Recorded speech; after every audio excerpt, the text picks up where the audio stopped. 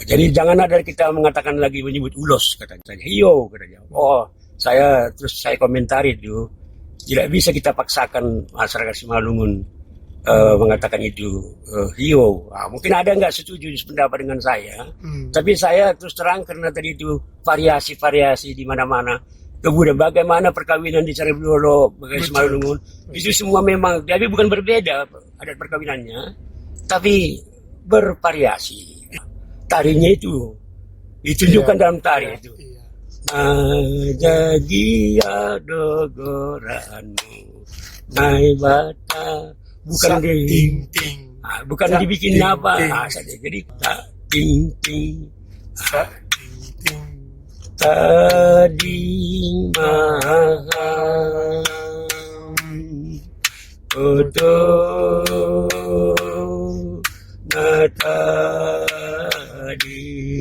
jadi harus temponya itu harus seperti itu, jangan tempo yang lain.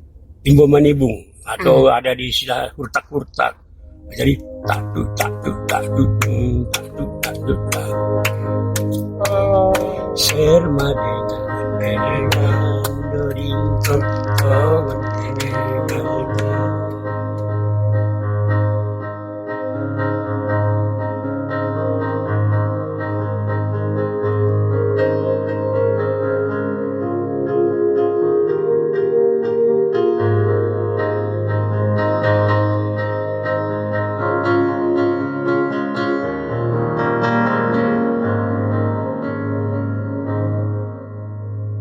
Dulu saya kenal Bapak ini dengan sebuah lagu. Beliau pintar sekali mengubah lagu.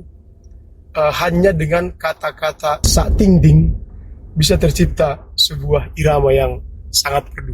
Iya kan? Waktu di kampus STM Sabda kemarin ya. Barangkali Ham di usia yang sudah lanjut tetap banyak memberikan edukasi di akademis, bahkan di seminar-seminar tentang kebudayaan secara khusus budaya Simalungun. Menarik sekali Bapak Tua. Saya melihat tadi sekilas di rumah Ham banyak ornamen-ornamen Simalungun. Gimana kira-kira penjelasannya itu, Bapak Tua? Jadi saya dari mulai kecil sudah menggeluti tentang budaya Simalungun. Karena orang tua saya juga ya sebagai pecinta lah budaya Simalungun. Banyak hal-hal budaya yang diceritakannya kepada saya. Bagaimana di Simalungun dulu waktu dia masih sekolah, karena dia di Forfok School di Raya Sekolah. Bagaimana ceritanya anak-anak dulu bermain, bernyanyi. Jadi setelah saya sudah remaja, ini orang tua juga mendidik ya masyarakat yang ada di Kecamatan Bang Purba, karena kami dari Bang Purba. Jadi ada sanggarnya lah. Jadi kalau pada saat itu ada medan fair, karena di setiap kecamatan menampilkan kesenian Simalungun di sana, karena di Bang Purba adalah banyak orang Simalungun, maka kesenian yang ditampilkan kesenian Simalungun. Jadi mulailah saya cinta terhadap budaya Simalungun. Menari, bermain musik. Sebenarnya itulah awal pertama saya mengenal. Walaupun Bang Purba bukan daerah Kabupaten Simalungun, di Desa Serdang. Namun Bang Purba menjadi pusat Simalungun pada masa penjajahan Belanda atau pemerintahan Belanda, karena di Simalungun dah terdapat kontreleur yang memerintah ke Simalungun. Jadi surat-surat ke Raya Mas Agustus dari Simalungun ke sana masuk dari Bangun Purba. Karena sana udah kereta api. Jadi raja-raja Simalungun berkumpul itu, Raja Raya, Raja Purba, Simakuta dan Raja Karo berkumpul di Bangun Purba. Iya, jadi boleh dikatakan ya Bangun Purba itu menjadi pusat pemerintahan untuk pemerintahan Hindia Belanda yang ada di pada saat itu ada Kontreleur namanya. Jadi kebetulan opung saya bekerja di sana juga. Itu supaya kami berada di Bawang Purba. Kalau enggak asal kian dari Karyahan Usang.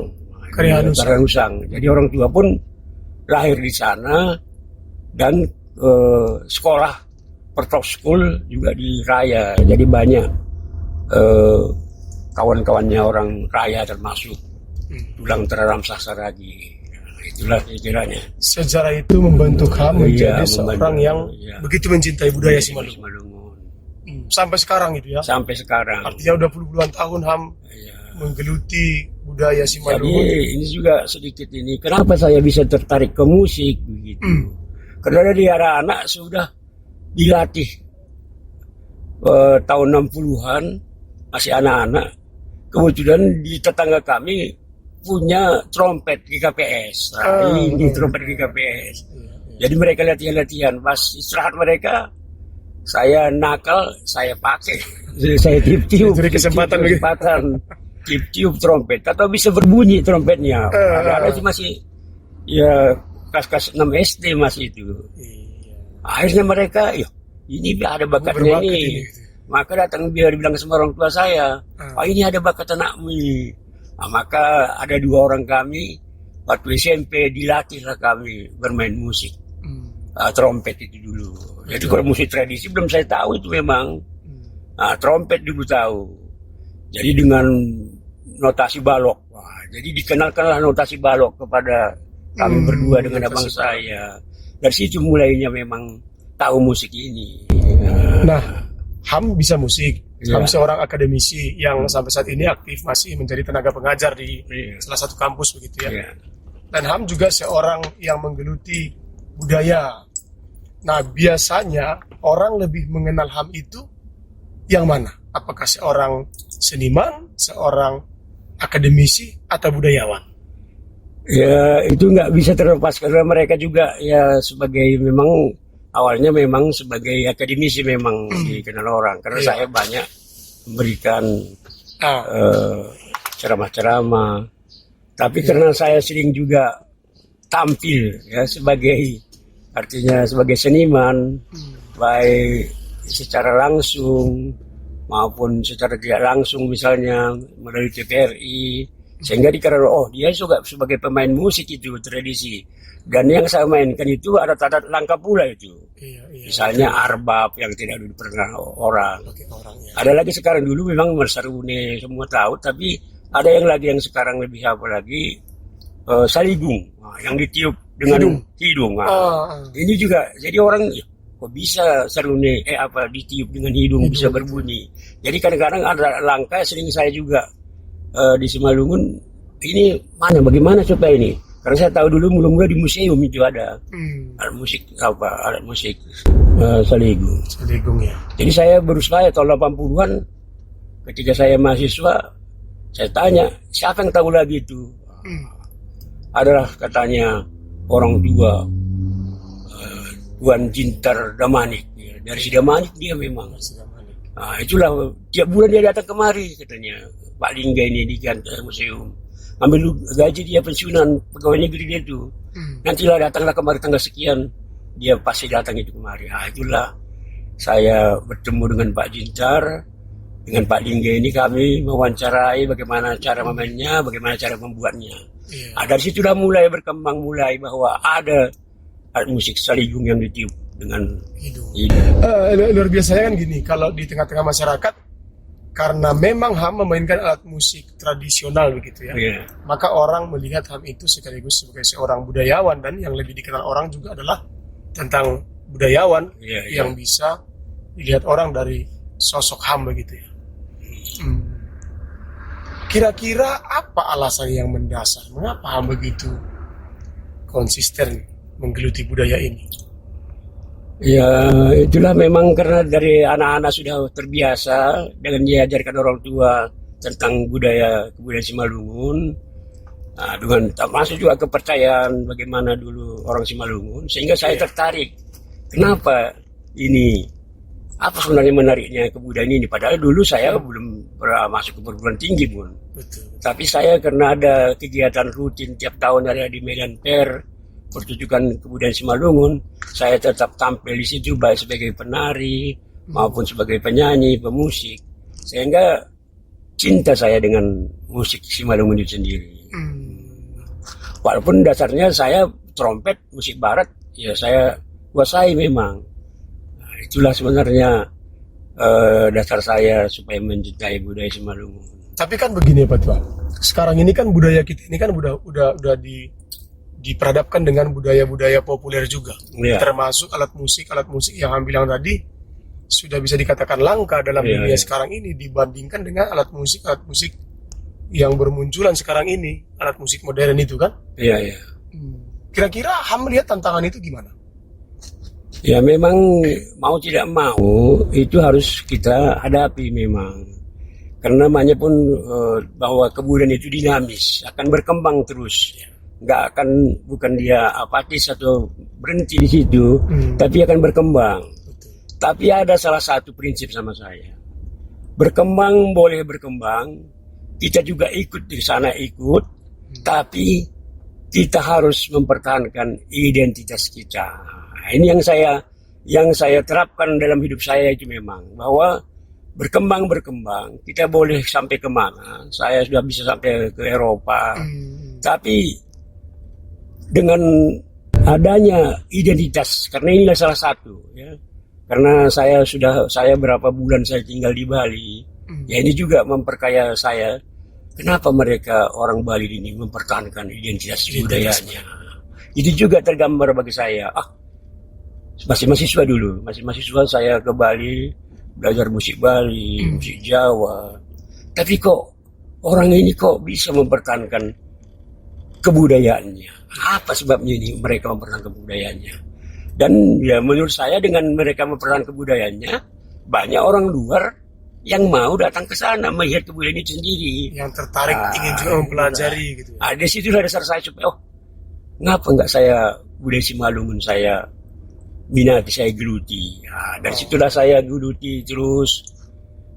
Saya setelah tamat kuliah, karena langsung diangkat jadi dosen, kebetulan saya testing, diangkat jadi dosen di USU, bagian etnomusikologi.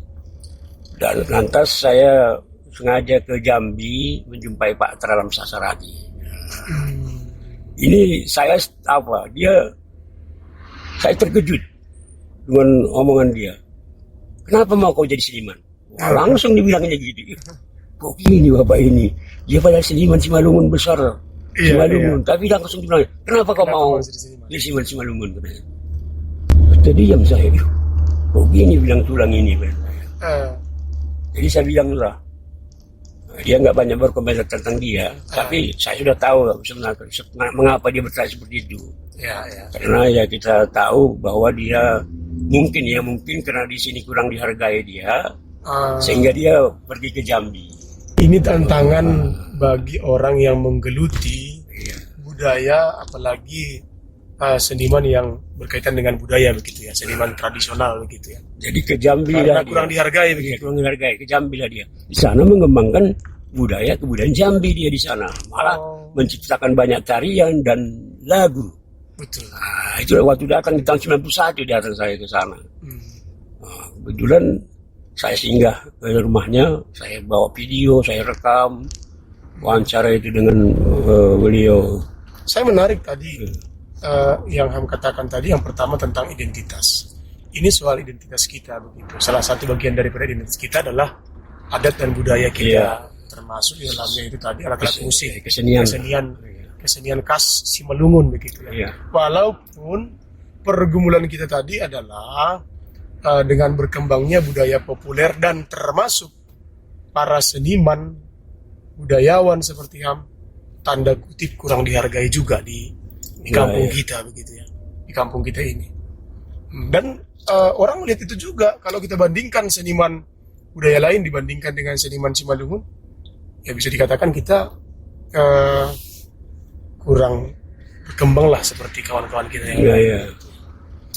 Karena memang seperti ini, saya melihat kadang-kadang orang melihat Simalungun ini, ya maaf ya kalau dikatakan orang bilang identitas orang Simalungun ini bagaimana sebenarnya, gitu kan.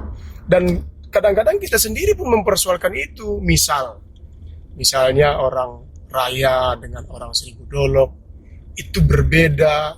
Jangankan soal adatnya, bahasanya saja mungkin dibilang orang berbeda. Beda lagi di Sibutuon, misalnya kan arah ke Gunung Simarjarungjung, beda lagi arah ke Raya Kahean begitu. Bagaimana Ham melihat itu? Kalau saya, karena saya kebetulan mendalami bidang folklore, Folklore, ya. folklore, bahwa atau disebut juga tradisi lisan, bahwa dalam kebudayaan tradisi lisan, ya, karena kebetulan kita masih dulu tradisi lisan, itu kalau saya sendiri mengatakan itu tidak perbedaan, Tidak ada perbedaan. tapi varian begitu ya. Variasi, bahkan varian lagi, variasi lebih, apalagi kecil lagi varian. Berarti nggak ada cerita bahwa orang Raya lebih Simalungun daripada orang Seribu Dolok dong? Nggak ada cerita ya? itu. Jadi variasi-variasi bahasa, variasi-variasi budaya, kesenian. Misalnya ada taur-taur di Seraya, itu bisa aja berbeda, bervariasi dengan ada di Seribu Dolok dan juga di Saran Padang. Termasuk Jadi, bahasanya. Kalau di Raya, iya. Kalau di Seribu Dolok, Bana. Holi, Akin, Dohot, Diut. Nah, itu kan itulah variasi-variasi. Tapi itu kan berasal dari bahasa Toba itu katanya. Ya, betul. Tidak, memang katakanlah mana yang sebenarnya kita yang asli ini. Yang lebih Simalungun gitu kan. Jadi karena mereka bercampur, akulturasi, nah, ini istilahnya antropologi akulturasi, percampuran antara budaya. Mereka dari Haranggaul. Mereka kan sering bergaul dengan ada pekan, datang dari Samosir, maka mereka ke Haranggaul. Jadi bahasa mereka juga ya sudah hampir mirip memang itu. Dialeknya juga hampir mirip. Ini supaya kalau orang Samosir dengan dari orang Toba, dari Toba, ya pasti berbeda itu sedikit. Ada kata-katanya dan juga dialeknya. Malah mereka cenderung seperti Simalungun ada. Dan juga orang Haranggaul, ya pasti berbeda juga dengan orang Raya karena mereka berakulturasi, asimilasi dengan orang Samosir. Maka ya terpengaruh. Nah, contohnya lah kalau saya lihat dalam acara-acara adat misalnya, mereka lebih condong menggunakan ikan sebagai persembahannya. Betul. Nah, kalau di Raya, Dayak diatur. Kan itulah pengaruh dari akulturasi dan atau asimilasi yang lebih dekat dengan orang Samosir. Tapi bukan berarti itu sebagai simbol bahwa kita begitu gampang terpengaruh ya, bukan contoh juga. Iya, pengaruh. Tapi kadang-kadang orang, itu kan pengaruh dari Samosirnya itu katanya kan. Nah, memang betul pengaruh dari Samosir. Jadi kita itu pun belum tentu dari mana dulu. Kenapa Dayak? Dari mana kita dapat pengaruh dari Dayak? Ya mungkin di Samosir terus terang saja, atau di Haranggaul atau di Garas. Ini kan ada di Danau Toba banyak ikan. Nah, kan jadi ekologi lingkungan itu berpengaruh terhadap kebudayaan mereka. Lingkungan berpengaruh. Lingkungan mereka. Jadi kalau di Raya bisalah karena ayam itu memang di mana-mana dipelihara oleh rumah tangga. Nah, jadi kalau di Haranggaul ya mereka lebih mudah mendapatkan ikan. Jadi ekologi inilah juga mempengaruhi kebudayaan dari satu etnis di mana dia berada.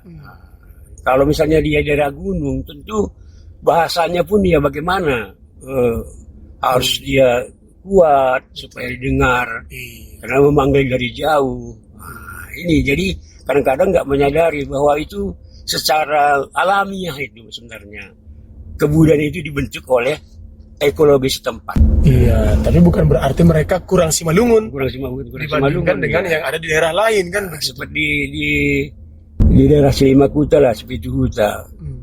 Itu kalau dulu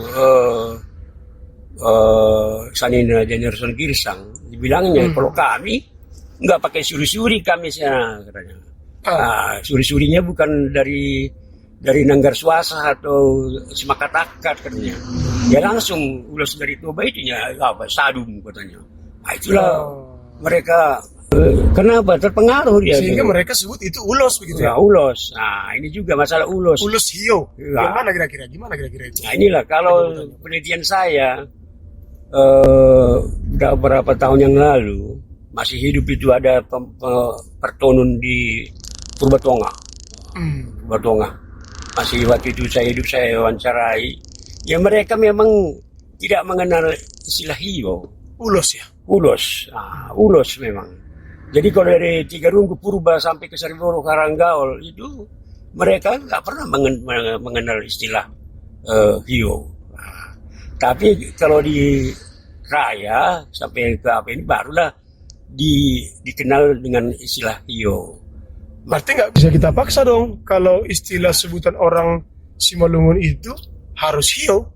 Iya, memang ada yang mengatakan karena dia etnosentris sekali, etnosentris bahwa kami yang lebih baik, maka dia mengatakan itu salah katanya. Tapi kalau saya sebagai artinya yang mendalami tentang folklore, ya, bahwa di mana-mana tradisi lisan ini kan tradisi lisan.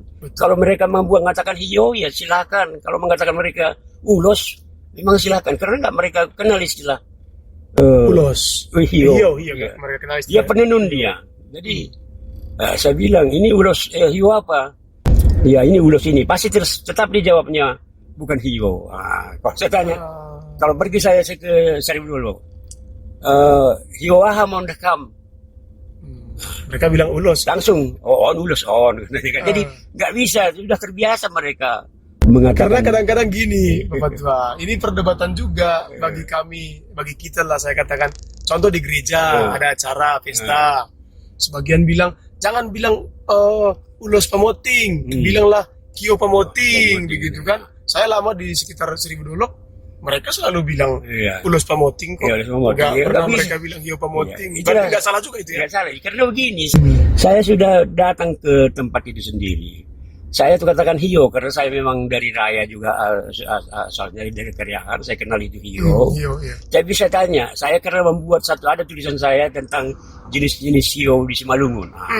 Saya tanya, karena saya mencari di mana, sehingga ada di sekitar 24 lebih kurang saya temukan jadi hio Simalungun. Walaupun itu berasal dari Toba, tapi sudah menjadi milik Simalungun. Jadi ini namanya hio apa? Tapi satu spontan dia. Oh ini ulos. Ini gitu kan.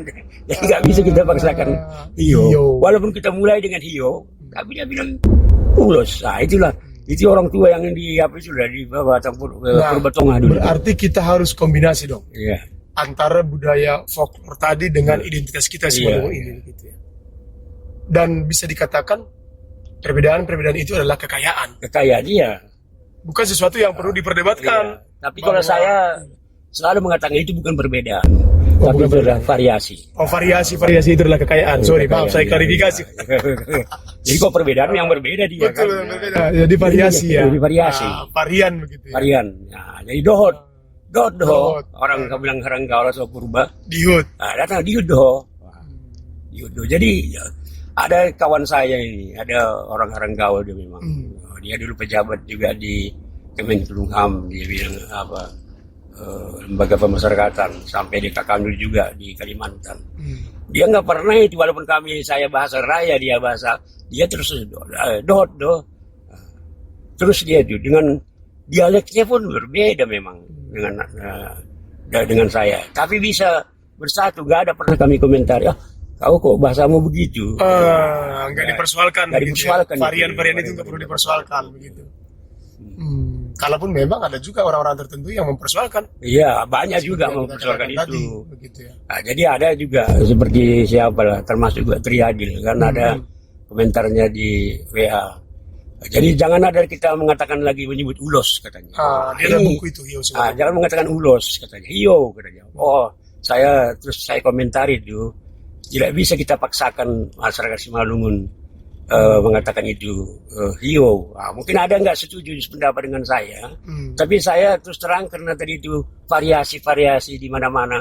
Kemudian bagaimana perkawinan di Saribulu, bagaimana Simalungun, itu semua memang, tapi bukan berbeda adat perkawinannya, tapi bervariasi. Iya, termasuk juga ya, kalau kita perlebar misalnya tentang surduk-surduk Dayak Nidayak itu kan berbeda-beda.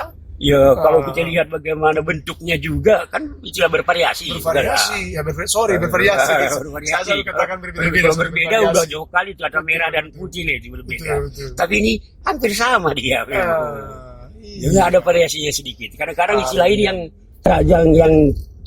jarang atau kurang sehingga dipahami. intinya begini ya, Boto ya. Kalau saya simpulkan, maka kalau kita mau mendalami budaya Simalungun, kita juga harus gali tentang budaya folklore tadi. Ya harus jelas Budaya ya. lisan dari ya. turun temurun yang Temurun diwariskan. dia wariskan. Jadi tadi seperti yang saya sebutkan tadi pertama, bahwa kita dipengaruhi oleh ekologi, lingkungan. Nah, jadi di sana terciptalah budaya seperti itu. Tahu di sini ya terciptalah budaya seperti ini. Jadi jangan kita samakan semua. Tapi bukan berbeda, tapi bervariasi. Nah, ini memang kalau saya memahami budaya folklore di situ bervariasi. Bahkan ada varian. Contoh sedikit saja lah, artinya dengan nyanyian lah dulu. Nah, atau cerita. Kalau saya bercerita di sini, ya mungkin di sana berkembang cerita itu. Jadi apa? Betul. Nah, mungkin ada yang lain lagi lebih hebat lagi, dibuat di bumbunya lagi seperti ini. Tapi temanya tetap sama. Di sini ubi, di sana sudah tape, tapi tetap sama-sama ubi. Nah, itu dah. Jadi begitulah kebudayaan itu karena tradisi lisan. Tapi kalau sekarang tertulis, ya itu bisa lah, misalnya sudah ada notasi, harus seperti ini lagunya, nggak bisa bervariasi. Tapi kalau tradisi lisan nggak bisa dipaksakan. Termasuk budaya-budaya kita, apakah ada perkawinan, ada kematian. Jam sekarang ini ada kematian. Pihak Tondong sudah mangulosi atau makioi. Sebenarnya kalau di raya mereka nggak boleh makioi. Betul. Itu juga apanya. Itu kan bisa saja karena kita berakulturasi dengan kebudayaan Batak Toba, sehingga kita memakai itu. Ataupun asimilasi, ada muncul kebudayaan baru. Banyak ini sekarang ini antara Toba sama Simalungun, maka muncul kebudayaan yang baru yang kita pakai. Ya, jadi begitulah memang proses alami dengan adanya interaksi. Ya, kecuali kita tarpulo istilahnya, kita nggak ada terbuka kepada dunia luar. Nah, kalau begitu Bapak Tua, gimana kira-kira harapan HAM? Ini kan perlu diwariskan ini cara berpikir HAM ini, dan termasuk kemampuan HAM ini tentang musik tradisional, pemahaman tentang budaya kita ini menurut saya ini sesuatu yang mahal. Seperti yang HAM katakan tadi, ini soal identitas kita yang perlu kita wariskan ke generasi-generasi yang di bawah Nasyam begitu ya. Jadi harapan HAM. Jadi begini sebenarnya, ya baik pihak kepada siapa, semua pihak lah, siapa yang, karena ini tanggung jawab kita bersama begitu ya. Baik gereja, baik pemuka adat, baik ada pemangku budaya Simalungun, adat Simalungun. Jadi kalau saya mulai itu sekarang kita sudah, artinya sudah apa istilahnya itu, sudah kebablasan sudah, memang karena pengaruh luar, nggak bisa kita bendung itu memang itu. Jadi kalau saran saya melalui gereja atau melalui tokoh-tokoh budaya, mulai anak-anak sebenarnya kita mulai itu. Mulai anak-anak. Jadi terutama ya kalau misalnya kita yang di luar Simalungun, artinya di luar Simalungun agak sulit memang itu, karena bahasa sehari-hari pun bukan bahasa Simalungun lagi. Antara orang tua dengan orang tua sama orang tua saja pun karena percampuran ya suku, maka mereka tidak menggunakan bahasa Simalungun. Itu nggak bisa kita halang-halangi itu memang. Tapi bagi yang di daerah Kabupaten Simalungun, khususnya misalnya di Kecamatan Raya, itu kan memang Simalungun memang semua itu. Kalau memang bisa atau harus, usahakanlah memang bahasa Simalungun, ya, dikenalkan bahasa Simalungun dan budaya Simalungun di sekolah-sekolah. Sekolah-sekolah. Artinya nggak bisa kita paksakan juga kalau misalnya di tanah Jawa, karena sana bukan semua orang Simalungun. Tapi di Kecamatan Raya, Kecamatan Purba, Kecamatan Silmakuta, Kecamatan Ranggaul misalnya, ya di situ diusahakanlah sekolah-sekolah ya bagaimana bahasa Simalungun, budaya Simalungun, tortor Simalungun yang lain, sehingga mereka terpupuk. Nah, sedangkan di luar ini, misalnya di Medan, di Jakarta, bagaimana orang tua mengenalkan budaya Simalungun, walaupun bukan bahasanya, misalnya musiknya. Iya. Diputarlah, misalnya 1 kali seminggu, diputar lagu-lagu Simalungun. Lagu-lagu rohani Simalungun, misalnya kan. Sehingga dia kenal, oh ini bahasa Simalungun. Putarkanlah keluarga sama-sama misalnya menonton YouTube Simalungun. Iya. Diperkenalkan kalau bagi di luar Simalungun, daerah Simalungun misalnya, ya misalnya di Jakarta lah kan. Nah, bagaimana orang tua itu? Ya kalau kita tuntut supaya bahasa Simalungun pasti supaya tahu mereka itu sulit memang itu nggak mungkin. Tapi budaya yang lain kita pertontonkan sama mereka, ada keseniannya. Sekarang dia YouTube ataupun mereka disuruh. Tapi kadang-kadang mereka disuruh pun seperti itu kan belum tentu mau. Jadi keluarga misalnya sekali seminggu, mari, atau dia secara diam-diam pagi-pagi diputarkan hari Senin misalnya lagu Simalungun, nah, misalnya baru diputarkan ada tortor Simalungun. Jadi mereka sendiri, oh kami orang Simalungun rupanya. Asulang mago Simalungun. Dikasih dia misalnya ada acara, dikasih dia pakaian adat, pakaian Simalungun misalnya ada gotong, ada gulang sama perempuan, sehingga dengan demikian ya mereka mengenal. Nah, seperti saya kan pasti anak saya, kenapa orang tua saya ini? Karena dia pun tidak tahu bahasa Simalungun karena dia di Lupakam. Nah, tapi lihatnya, oh bapak saya ini kok membuat ada semua identitas Simalungun di sini. Nah, sampai di dalam rumah, sampai di luar rumah, semua dibuat di sana, sampai alat musik juga dikumpul lah. Sehingga mereka juga terpanggil itu secara. Tapi kalau sama sekali tidak pernah kita perkenalkan sama anak-anak kita, ya mereka pasti nggak tahu sama sekali. Jadi untuk mempertahankan budaya Simalungun ini harus masuk dari dunia edukasi. Edukasi di rumah, edukasi di sekolah, ya. Termasuk gereja, pihak-pihak terkait yang punya kompeten untuk mempertahankan budaya kita ini. Iya, malah syukur. Tadi songonon apa tuh? Au onggado bani sadapan orang. Niku songonon. Unik nih hitala Simalungun di termasuk songonon anggo jupa pokon halak toba marbasa toba. Jupa pokon halak karo marbasa karo. Jupa pokon halak Simalungun marbasa Indonesia. Ini memang han rumah mungkin langi budaya itu kan. Langi jari. Masalahnya saya dong ngalani kelalaian sebenarnya. Tapi ya dong masa ada prestasi. Awan ada prestasi di Simalungun, hal Simalungun. Halani Simalungun berada di tengah. Jadi pinggiran Danau Toba berasosiasi dengan berakulturasi dengan orang Samosir. Pinggiran dekat Silimakuta sampai ke Tongging berasosiasi dengan Karo, sehingga ada yang dekat dengan Karo, ada berasosiasi dengan akulturasi dengan Toba. Jadi seperti saya, ya bisa berbahasa Karo, bisa berbahasa Toba, karena kebiasaan kita seperti itu. Maka ketika jumpa kita sama orang Karo, ya pasti kita bahasa Karo. Jadi itu prestasi ya, boleh dikatakan prestasi itu ya. Saya prestasi itu. Saya jumpa sama Toba, dan waktu di kampus pun dulu saya bilang Purba, karena Purba masuk ke Toba, masuk ke Simalungun, masuk ke Karo juga. Di Karo, ya. Maka saya bisa menang pengurus senat di kampus. Ketika sama orang Toba, saya berbahasa Toba. Termasuk itu kemampuan untuk beradaptasi barangkali.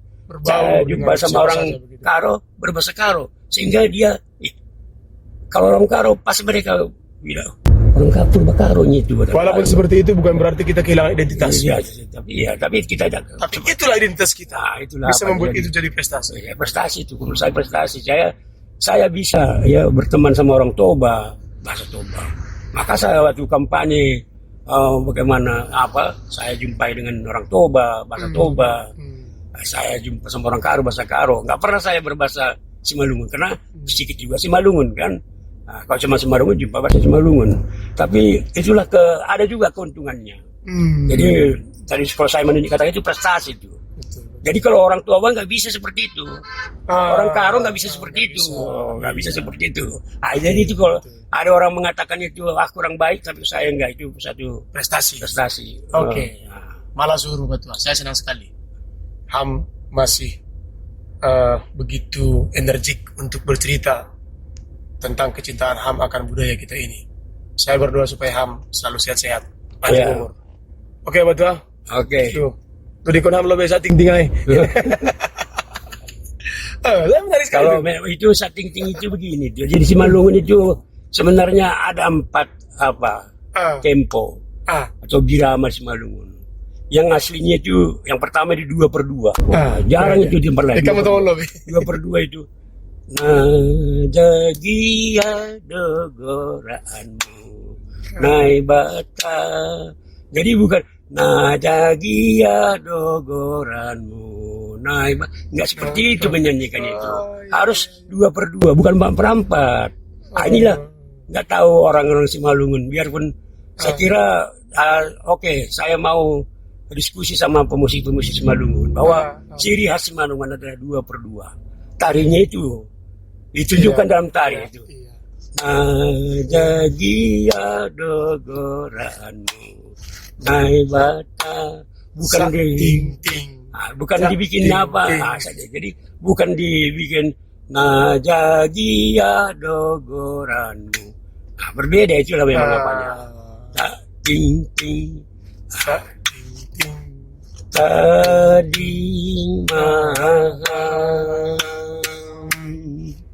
foto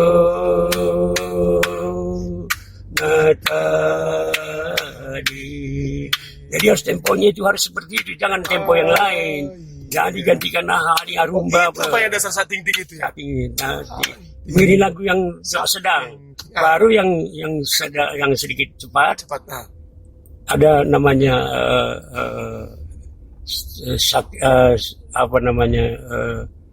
Imbo Manibung atau ada di istilah hurtak-hurtak. Jadi tak tu tak tu tak tu tak tu tak tu tak. Serma dengan dodingkon tongan denegata. Serma dengan dada. Itu yang dada. Itu dia baru yang cepat lagi.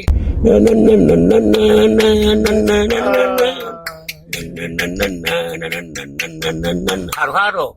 Jadi haro-haro yang cepat. Jadi Ampat mengiringi lagu. Kalau tahu dia mengiringi lagu ini, ritem-ritem Simalungun tadi itu, birame Simalungun, maka jelas dia Simalungun dia. Ini orang nggak tahu. Disamakannya rumba. Ini nggak bisa. Betul. Mas, kita bilang Simalungun ada istilah gual do mulai ditortor. Gual, macam mana bentuk ritmenya? Itulah dia. Kalau dibikin ritme toba, ya sudah pasti seperti itu. Banyak sekarang kita dipengaruhi oleh ritme toba, gendangnya itu, maka tarinya pun nggak bisa tari Simalungun. Jadi saya sendiri kalau ada keyboard bikinnya lagu secara sari, nggak sakiting dia. Dual sakiting, saya nggak mau menarikan itu karena nggak bisa saya tarikan. Nah itulah sebenarnya. Jadi itu namanya gol sakiting itu tadi ya. Itulah perlu dipahami oleh saya asal di mana-mana di sama pemuda, sama wanita baru-baru ini saya di Medan Utara dipanggil mereka. Sama saya juri sebenarnya, tapi saya ceramah juga sama. Jadi saya selain saya ceramah kalau dipanggil jadi juri, saya ceramah itu juga dulu. Bagaimana mereka pakai gulang kalian salah semua ini saya bilang. Harus dia miring ke kanan, lebih tinggi sebelah kanan saya bilang kan. Nah itu pemuda dari itu di Medan juri saya sesat distrik Ampat baru-baru ini. Saya bilang sana, saya juri tapi saya bilang waktu itu nggak cocok menarik itu harus begini, gini. Nah, jadi selalu saya memang saya kasih tahu. Tapi kalau mereka nggak mau ya apa boleh buat. Tapi tanggung jawab saya sebagai Ham terus konsisten untuk menyuarakan itu. Menyuarakan karena itulah ciri Simalungun identitas kita. Jadi dengan orang Toba pasti berbeda tarinya. Tapi kalau musiknya udah amburadul gitu ya udah enggak lagi.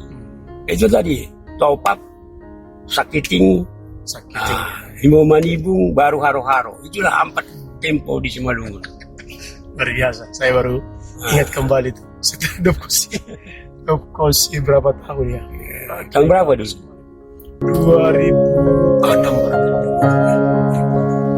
Iya 2006. Kayak luar biasa. Luar biasa.